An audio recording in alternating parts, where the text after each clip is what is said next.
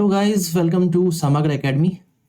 इस वीडियो में हम लोग बिहार दरोगा जो 18 जनवरी 2026 को एग्जाम हुई है उसके फर्स्ट शिफ्ट के क्वेश्चंस को देखेंगे। अच्छी क्वालिटी का क्वेश्चन पूछा गया था और बहुत सारे स्टूडेंट से बात करने के बाद कहा जा सकता है कि क्वेश्चन जो था वो मॉडरेट से टफ कैटेगरी था। अगर शिफ्ट 1 की बात करें तो ये मॉडरेट से टफ कैटेगरी का क्वेश्चन कहा जा सकता है। इसके अलावा क्वेश्चन की प्रकृति में भी थोड़ा चेंज था, पैटर्न बदला हुआ है। जैसे पहले अगर पुराने दरोगा के क्वेश्चंस की बात करेंगे तो वन लाइनर क्वेश्चंस बहुत सारे होते थे। इसके अलावा मैथ्स जो होता था वो भी आसान होता था।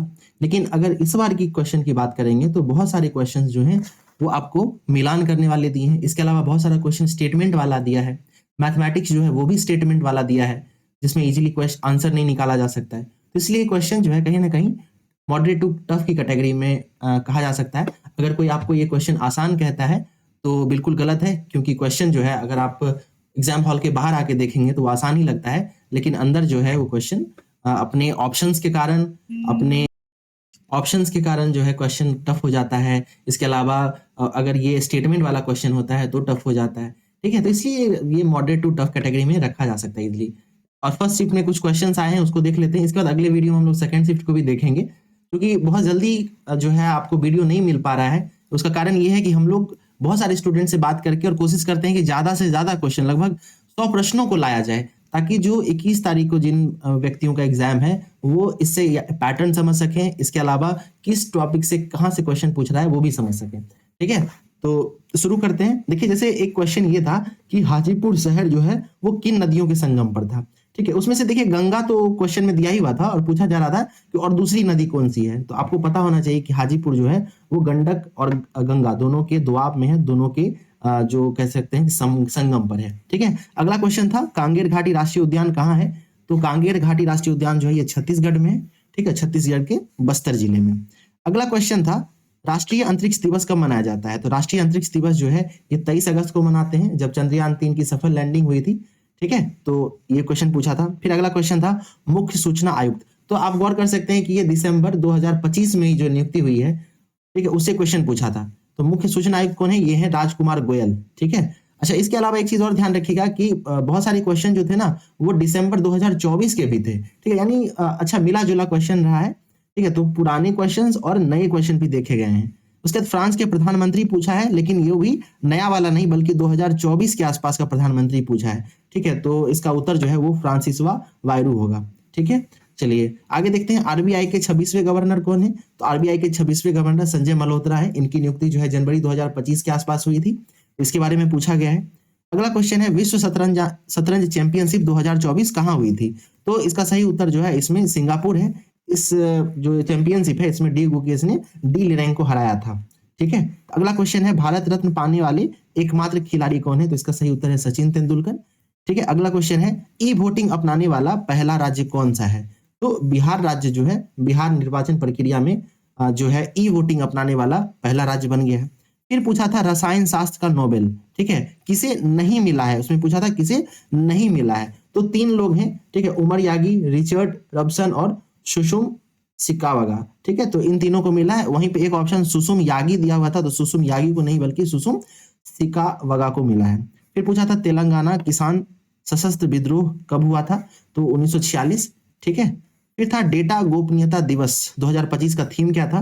तो इसका थीम था अपने डेटा पर नियंत्रण रखना। ठीक है, और ये जो है डेटा गोपनीयता दिवस ये 26 जनवरी को मनाया जाता है, सॉरी 28 जनवरी को मनाया जाता है।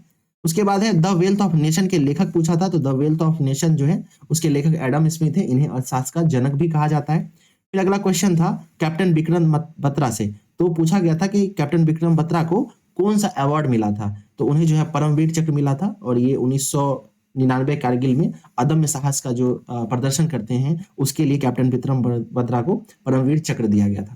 फिर अगला क्वेश्चन है कौन सा पदक मिला है। ठीक है, तो एक था पूछा था साहस के लिए मिला था। ठीक है, यही क्वेश्चन है कैप्टन बत्रा को कौन सा पदक मिला था।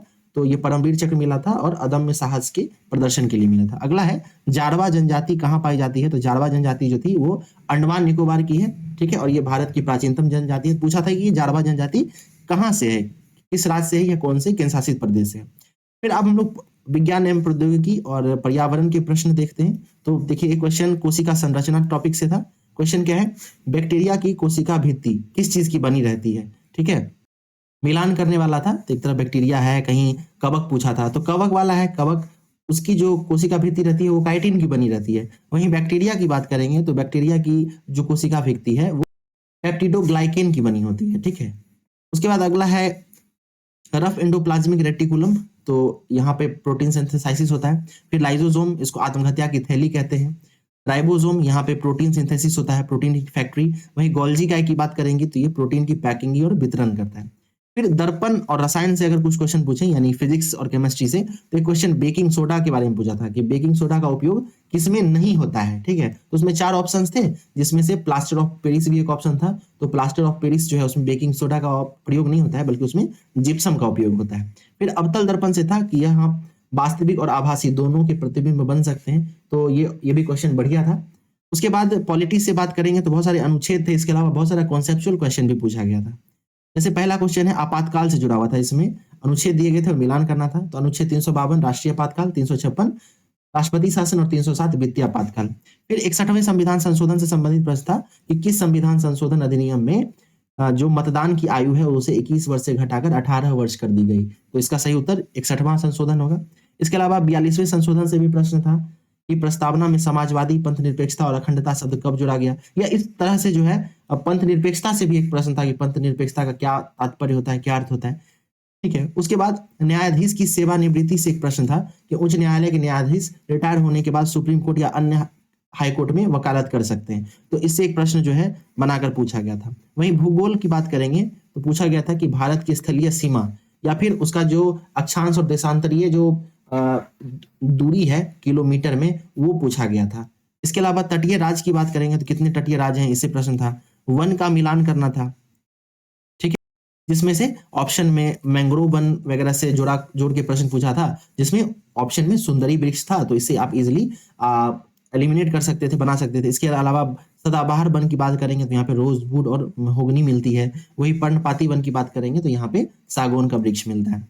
बिहार विशेष से अगर प्रश्न की बात करें तो ये चंपारण सत्याग्रह 1917 से प्रश्न था, और ये बीपीएससी का फेवरेट क्वेश्चन था कि महात्मा गांधी को मतलब किसने बिहार आमंत्रित किया था, तो राजकुमार शुक्ल उसमें ऑप्शन में था। इसके अलावा बिहार का साक्षरता दर पूछा गया था 61.80। इसके अलावा बिहार जो सेकंड शिफ्ट हुआ है दरोगा का, उसमें पूछा गया था कि बिहार का ग्रामीण जो है प्रतिशत कितनी है, आबादी की प्रतिशत, ठीक है, तो उसका 11.3 के आसपास है। तो ये भी सेकंड शिफ्ट में पूछा गया है। तो जनगणना से प्रश्न पूछा जा रहा है, तो 21 तारीख को जिनका भी एग्जाम है वो इन क्वेश्चंस को जरूर देखेगा। फिर पूछा गया था रामधारी सिंह दिनकर को साहित्य अकादमी पुरस्कार जो है वो किस कृत्य के लिए मिला था, कौन सी रचना के लिए मिला था, तो इसका सही उत्तर संस्कृति के 4 अध्याय है। फिर रंगपुर विद्रोह के बारे में पूछा था कि बिहार के उत्तरी क्षेत्र में फैला एक प्रमुख किसान विद्रोह कौन सा है, तो ये रंगपुर विद्रोह है। फिर अंग्रेजी के कुछ क्वेश्चन थे, जैसे उसमें पूछा था कि प्लान को हिंदी में क्या बोलते हैं, तो प्लान को योजना कहते हैं। उसके अलावा ट्रांसफर को स्थानांतरण कहते हैं। फ्री लोडर है, मुफ्तखोरी, इससे भी एक क्वेश्चन पूछा था, ठीक है। तो इस तरीके से हम लोगों ने लगभग 80 क्वेश्चंस देख लिए हैं, और अन्य क्वेश्चन भी है, वो भी अगर धीरे धीरे पता चलता है तो वो भी आपको बताया जाएगा, ठीक है।